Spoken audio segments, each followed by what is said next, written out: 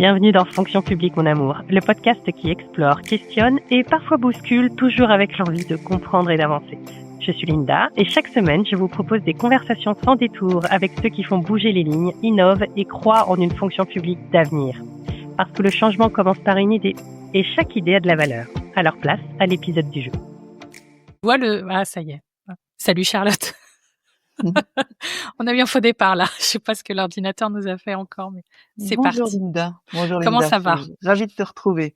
Je vais très bien. C'est la rentrée et les projets sont là et le beau temps presque.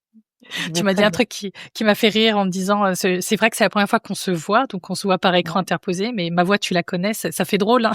Ouais, c'est ça. Ta voix, elle incarne déjà quelque chose en fait, parce que j'ai écouté pas mal de tes podcasts. Et en fait, c'est une incarnation. Vraiment une question d'incarnation. Ça me plaît beaucoup. Ah, tu m'imaginais pas blonde alors? Parce que je ne suis pas blonde. Je dois dire que je n'avais pas d'imaginaire, en fait.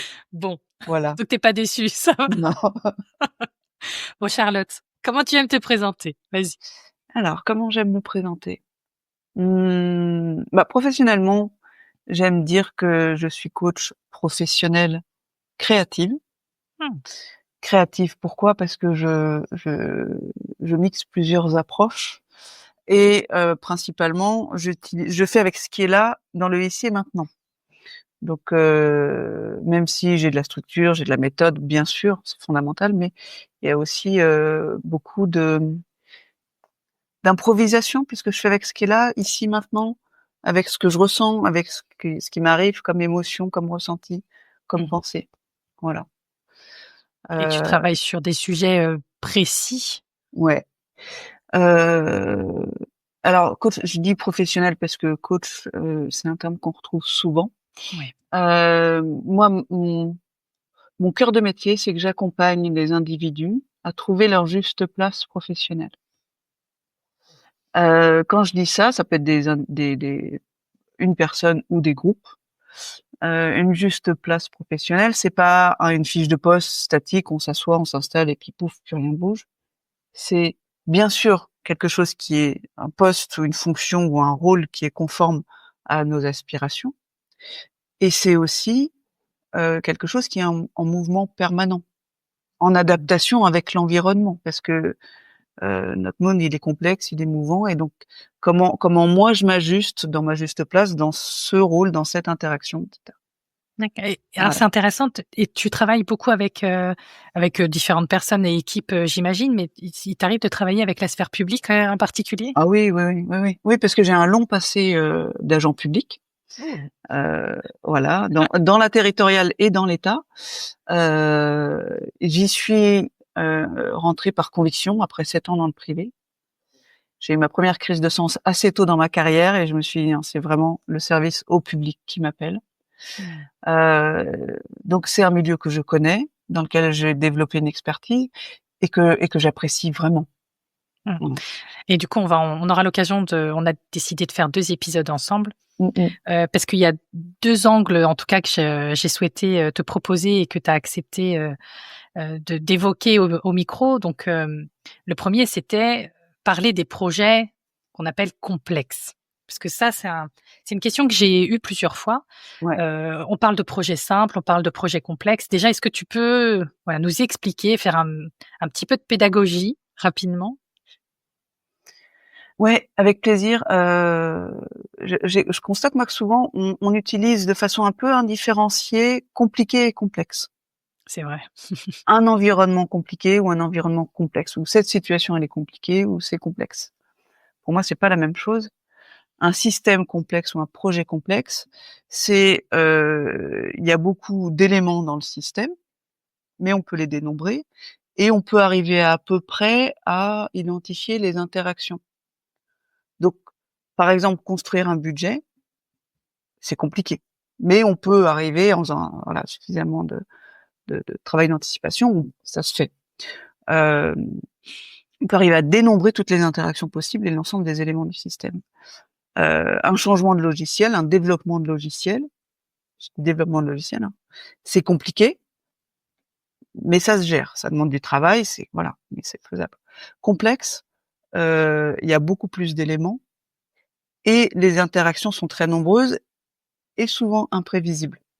Ouais. Voilà. Donc tous les projets de transformation des organisations sont complexes. Plus ou moins, mais enfin, de toute façon, arriver à anticiper si je fais telle action, il va se passer ça, ça devient de plus en plus complexe. Et puis l'environnement social, sociétal, professionnel dans lequel on évolue est éminemment complexe. Il suffit de se souvenir de la crise de Covid, quoi. Ouais. Et en quoi c'est important de faire cette nuance-là, selon toi? Parce qu'en fait, ça se traite pas de la même façon. OK. Un projet complexe, on va pas pouvoir tout maîtriser. Donc la question, c'est où est-ce qu'on focalise notre énergie, notre attention pour limiter le risque. OK. Et dans le public, on voit beaucoup de projets complexes par rapport au privé, ça tu l'as Mmh. constaté? En fait, à vrai dire, je constate pas de différence si énorme que ça, en vrai. Mais tant Bien mieux. sûr, il y a la culture, il y a l'engagement, il y a la façon d'être, la raison d'être, ce qui anime les personnes. Ça oui, c'est différent. Par contre, en termes organisationnels, je vis pas vraiment de différence fondamentale. OK. Voilà. Est-ce que tu as repéré on va dire des erreurs classiques, qu'on fait encore dans la conduite de projets publics? Mmh. Ouais, on le retrouve aussi dans le privé, mais peut-être un petit peu moins. Heu, Ce que je peux constater, c'est que parfois, on a un peu l'impression que comme on a dit que, on allait faire un projet, ça va marcher un peu tout seul. Je force le trait, bien sûr, je vais dans la caricature, mais ça peut arriver. Il y a des prérequis, il y a des fondamentaux à côté desquels on peut pas passer. Mandater explicitement et officiellement, un chef de projet, lui donner un objectif, des moyens, un délai, voilà, le triptyque coût, délai, qualité, ça c'est des fondamentaux. OK. C'est indispensable. Avoir, une structure de gouvernance, de pilotage du projet qui soit transverse, c'est fondamental. Ça c'est parfois on peut vouloir aller un peu trop vite, se dire: «Bon bah, c'est bon, j'ai lancé le projet, ça va marcher». Et non, c'est vraiment un effort au long cours. Oui, c'est Ouais. pas juste un vœu pieux, qui Mmh. reste comme ça dans les terres, C'est ça. OK. Donc toi, j'imagine, et c'était, là pour ça que je voulais que tu t'avoir au micro, que Mmh. tu nous parles. Est-ce que tu as une boîte à outils ou en tout cas des trucs et astuces à communiquer comme ça qui peuvent aider, heu, Mmh. à tenir sur la durée du projet et en tout cas à le mettre en œuvre vraiment concrètement? Ouais. Bah, j'ai commencé à en donner un petit peu des éléments. Mmh. Déjà un cadre clair et explicite. Mmh. L'implicite en pilotage de projet, ça marche pas, hein. Mmh. Heu Définir des instances de gouvernance, qui décide quoi, quand, à quelle fréquence, heu et puis tenir compte de toutes les parties prenantes du projet. Ça Heu, souvent on en oublie, hein. ouais, ça souvent on en oublie et en fait, moi je dirais le truc en pilotage de projet, heu, le piège, c'est qu'est-ce qu'on a oublié? Mmh. Et c'est vachement difficile de savoir ce qu'on a oublié puisqu'on l'a oublié, en fait. Tu vois? Mmh. Quelle partie prenante on a oublié? Quel risque, majeur on n'a pas listé? Heu, C'est intéressant, ça me fait penser au carré de conscience, ce que tu évoques. mmh, Qu'est-ce que je sais que je sais? Qu'est-ce que je sais que je ne sais pas? Qu'est-ce que je ne sais pas que je sais? Qu'est-ce que je ne sais pas que je ne sais pas? c'est ça, Souvent, c'est 4 c'est ça. questions que j'aime beaucoup m'amuser avec, et donc ça, c'est quelque chose qu'on peut tout à fait appliquer, enfin, pas tel que je l'ai dit, mais en tout cas, la question de qu'est-ce que je ne sais pas ou qu'est-ce que je ne vois pas, ça effectivement pousse un peu le cerveau à chercher, les angles morts, Ouais, comme j'aime bien dire. c'est exactement ça et ces angles morts-là, plus on va les partager avec différents experts, plus Mmh. on va réduire le risque qu'ils existent.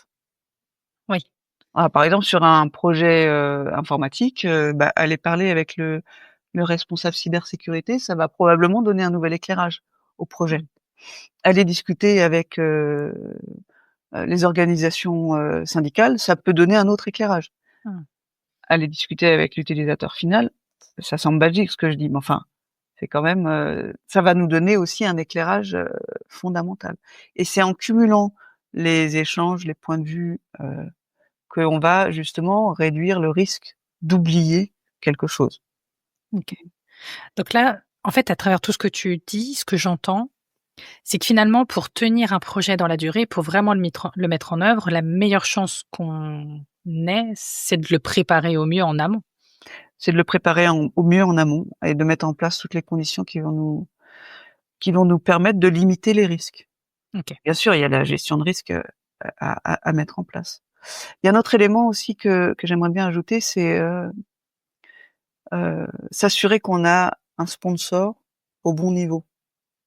Un sponsor, c'est pas celui qui fait le projet. C'est en général un décideur public, un des dirigeants de l'organisation qui porte le besoin, qui est conscient du besoin et qui dit: vous, monsieur X, madame Y, je vous mandate pour piloter ce projet, j'attends tel résultat à telle échéance et vous pouvez m'en référer quand il y a tel ou tel point de blocage. Donc en général, c'est lui qui va présider le comité de pilotage, l'instance de gouvernance pour arbitrer. OK. Et plus il va être au bon niveau, c'est-à-dire assez haut placé dans la hiérarchie, plus il va être engagé dans le projet, plus ça va offrir les conditions de réussite. Oui, OK. Donc, j'imagine qu'un sponsor, donc quelqu'un qui va, j'ai envie de dire porter le projet au sens politique, mais politique du terme, pas au sens élu, mais Oui, c'est ça. dans le premier sens politique, voilà. Effectivement, si c'est quelqu'un, on va dire mon N+1, je suis collaborateur dans une collectivité, c'est mon N+1 qui porte le projet, finalement, ça aura peu d'impact, même s'il est très investi, puisqu'il n'est pas très haut au niveau de la hiérarchie. Si c'est le DGS, à l'inverse, et qu'en plus il a investi, c'est banco. Exactement, parce que si c'est mon N+1 et qu'il est en bisbille avec le chef du département, son père, dans un autre service, dans une autre direction, ça risque de bloquer. Si c'est le DGS qui porte, ça va être complètement différent. L'exemple que je peux te donner dans mon expérience professionnelle en tant que pilote de projet, c'est que on a mis en place, quand j'étais à la direction interministérielle du numérique, le premier référentiel de rémunération pour les profils numériques, pour recruter des profils numériques. Le projet, il a patiné. Bon, après, il y avait beaucoup d'incidences, il y avait beaucoup d'enjeux, hein. Il a été fait en concertation avec tous les DSI et toutes les DRH de l'État. Ah oui, quand même. Ouais. Ouais, c'était en termes de projet complexe, c'était majeur, mais la structure était prête, etc. Par contre, pour arriver à le rendre applicable, fallait aller jusqu'à une circulaire. Et en fait, elle est sortie de terre dans la bonne forme. Grâce à la pugnacité de mon équipe, ça c'est clair. Et deux, parce que les deux sponsors de l'époque, donc le directeur interministériel du numérique de l'époque et la DGAFP de l'époque, ont dit OK banco, on y va. D'accord. Voilà. Donc c'est pas eux qui ont fait la note, bien sûr ils l'ont relue, mais pas eux qui ont fait la circulaire, c'est mon équipe et moi. Par contre, c'était porté au bon niveau et donc c'est sorti. D'accord. Eux-mêmes ayant bien sûr les appuis qui convient au niveau secrétaire d'État et ministre, bien sûr. OK, intéressant. Du coup, ça m'inspire une dernière question. Est-ce que tu penses qu'on a le droit à l'erreur dans la sphère publique? J'espère. Et je dirais ça dépend. Ça dépend des espaces. Oui, je crois de plus en plus. Moi, je crois que dans la fonction publique, pour ce que j'en connais, hein, je connais pas tout, mais je crois qu'il y a vraiment des poches d'innovation, des endroits où on a le droit à l'erreur, de plus en plus. Et c'est fondamental parce qu'en fait, le droit à l'erreur, c'est le droit d'apprendre de cette erreur et de faire autrement. Et puis, ça veut dire aussi qu'on n'attend pas des lustres pour lancer une initiative. On peut faire plus petit, tester, recommencer jusqu'à ce que ça marche. Moi, je te pose la question parce qu'un des constats que j'ai fait, et je ne demande que à ce que ça change, hein, mais un des constats que j'ai fait, c'était que le droit à l'erreur était OK au niveau collectif, donc au niveau de la collectivité en l'occurrence, hein, ce fameux droit à l'expérimentation. Par contre, au niveau individuel, il n'était pas accepté. C'est-à-dire que moi, à titre personnel, professionnel en l'occurrence, quand je pouvais faire des propositions, des suggestions, c'était pas entendable. Il fallait que je reste dans le moule. Et c'est d'ailleurs comme ça qu'on me l'avait dit à l'époque. Et pour autant, il y avait toute cette mode de il faut expérimenter, il faut pouvoir tenter des choses au niveau du territoire. Et donc il y avait un peu cette ambivalence personnellement, je m'y retrouvais pas à l'époque. Ah ouais, C'était assez compliqué. Tu décris à la perfection l'injonction contradictoire de libérer l'énergie, innover, mais surtout garder le contrôle. Ah bah bonjour, comment on fait? C'est pour ça que je parlais de poche d'innovation. Il y a des endroits où c'est comme ça, et puis il y a des endroits où tester, essayer, se planter, mais se planter sur un périmètre défini, quoi, d'expérimentation, c'est possible, c'est autorisé. D'ailleurs, c'est en se plantant qu'on pousse et qu'on grandit. Voilà. Et si je reprends mon expérience à la direction interministérielle du numérique, qui est la dernière en tant qu'agent public, on a poussé des expériences qui n'ont pas marché. On a poussé un dispositif de partage de compétences interministériel. On y avait mis plein d'énergie. Finalement, on a trouvé un truc assez simple à mettre en œuvre sans grande procédure administrative. Les directions du numérique dans les ministères nous disaient oui, on a envie d'y aller. Et dans les faits, ça a jamais décollé. Voilà. Mais je savais que j'avais le droit à l'erreur. Je savais que j'avais le droit d'expérimenter. Voilà. Ça, c'est important. Donc, il y a vraiment une question d'autorisation, quoi. Et donc, je vais reprendre, histoire de bien résumer ce qu'on s'est dit. Pour parler de notre boîte à outils projet complexe, il y a 4 choses que tu as dit. Déjà, avoir un sponsor qui soit suffisamment engagé et suffisamment haut placé dans la hiérarchie. Après, le deuxième, c'était, tu l'as pas dit comme ça, c'était pas définir le cadre, c'était comment tu l'as dit? Avoir un cadre clair. Un cadre clair. Un chef de projet mandaté avec une lettre de mission, avec le triptyque coût, délai, qualité. Je vous mandate pour ce résultat à telle échéance dans tel budget.